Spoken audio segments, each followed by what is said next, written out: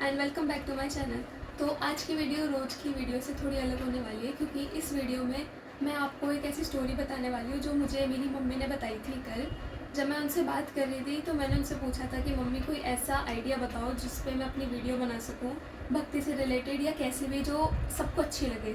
तो मम्मी ने मुझे एक स्टोरी सुनाई जो सुन के मुझे बहुत अच्छा लगा और मुझे लगा मुझे आपसे वो शेयर करनी चाहिए।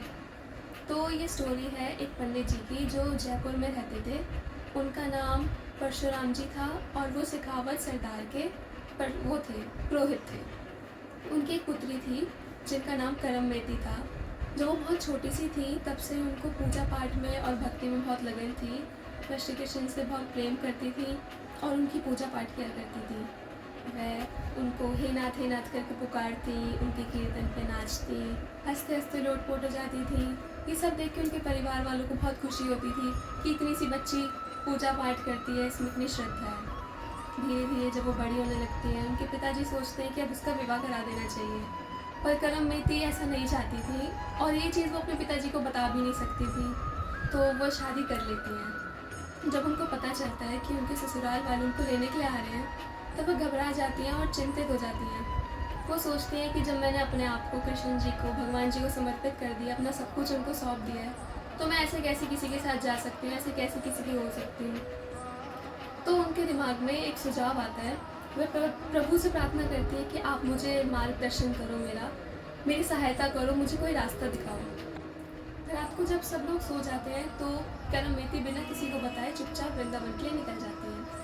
अगले दिन जब सुबह सब उठते हैं और देखते हैं उनकी बेटी घर में नहीं है तो वो घबरा जाते हैं, लेकिन उनके पिताजी को पता होता है कि मेरी बेटी बहुत पवित्र है और वो बिना किसी को बताए आस पड़ोस में अपने राजा को सब कुछ बताने के लिए चले जाते हैं। उनके राजा जब सुनते हैं कि पंडित जी के बारे में तो वो अपने घुड़सवारों को जंगल में बेटी को ढूंढने के लिए भेज देते हैं। करमवेती भागते भागते कितनी दूर चली जाती है उनको पता ही नहीं होता।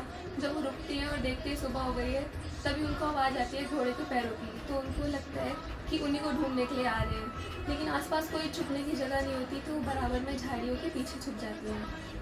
सामने एक ऊँट मरा हुआ होता है जिसका पेट चील और कौवों ने फाड़ के खा रखा होता है। उनके अंदर से बहुत गंदी बदबू आ रही होती है तो कोई भी घुड़सवार उसके आसपास नहीं आ रहा होता। तो जब वो देखती है कि सारे घुड़सवार दूर दूर हो गए तो वो जाके उसके पेट में जाके छुप जाती है। 3 दिन तक वो जो घुड़सवार होते हैं करमवेती को ढूंढ रहे होते हैं, लेकिन ऊँट के आसपास उनको कुछ नहीं पता होता कि वो उसके अंदर भी छुप सकती है।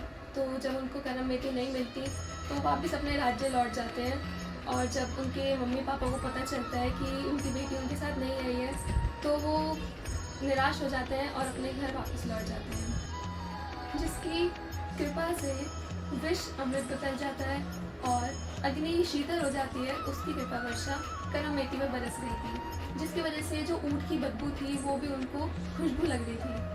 जब 3 दिन भूखे प्यासे रहने के बाद चौथे दिन वो ऊँट के पेट में से बाहर आती हैं तो वो आसपास देखते हैं कि उनको कोई रास्ता समझ नहीं आ रहा होता, लेकिन मार्ग उनको खुद ढूंढ लेता है। और जिसके साथ भगवान की कृपा होती है भगवान उनकी मदद कैसे नहीं करते।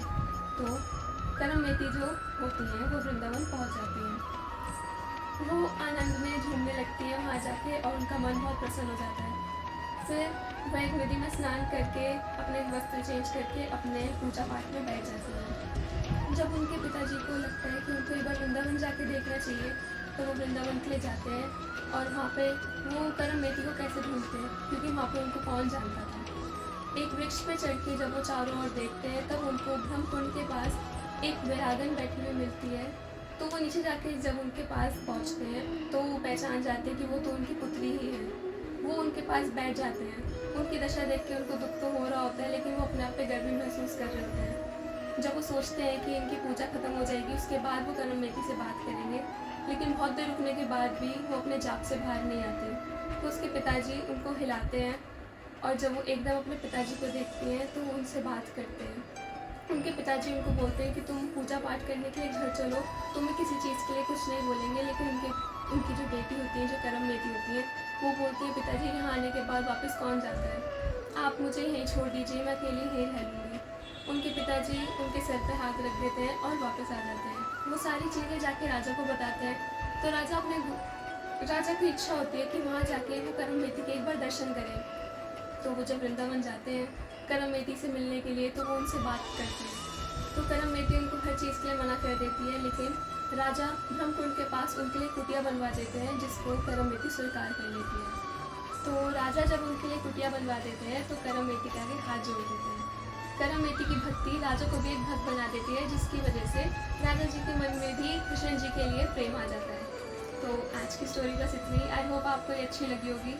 इससे मैं आपको बस ये बताना चाहती थी कि भक्ति करने के लिए कोई एज नहीं होती, कोई उम्र नहीं होती। जैसे कुछ लोग बोलते हैं कि तुम्हारी भक्ति की उम्र थोड़ी है, तुम खेलो कूदो, पढ़ो, घूमो फिरो। ऐसा नहीं होता। जब करम मेटी ने छोटी सी उम्र से ही भक्ति शुरू कर दी थी और इतनी अच्छी भक्त बन गई थी कि राजा तक ने उनके आगे हाथ जोड़ दिए थे, तो हम सब भी भक्ति कर सकते हैं। मैं भी स्कूल में जाती हूँ, आप सब भी स्कूल जाते होंगे, बाहर जाते होंगे, घूमने फिरने जाते होंगे। मैं भी जब सुबह स्कूल जाती हूँ उससे पहले चैंटिंग करके जाती हूँ, और स्कूल से आने के बाद भी मैं अपनी माला करती हूँ। दिन में 16 माला मेरे से नहीं हो पाती, क्योंकि मैं अपनी फ्रेंड से भी बात करती हूँ और भी इधर उधर कोई काम होता है, तो लेकिन मैं भक्ति के लिए अपने अलग से टाइम निकालती हूँ। तो ऐसे ही हम सब भी भक्ति कर सकते हैं, क्योंकि वो हमारा एक कर्म है। तो बस मैं आपको यही बोलना चाहती थी। हरे कृष्णा। आज की वीडियो बस इतनी। अगर आपको अच्छी लगे तो वीडियो लाइक करना और कमेंट्स में बताना कि अगर आपको ऐसी स्टोरीज और सुननी हो तो। हरे कृष्णा। बाय।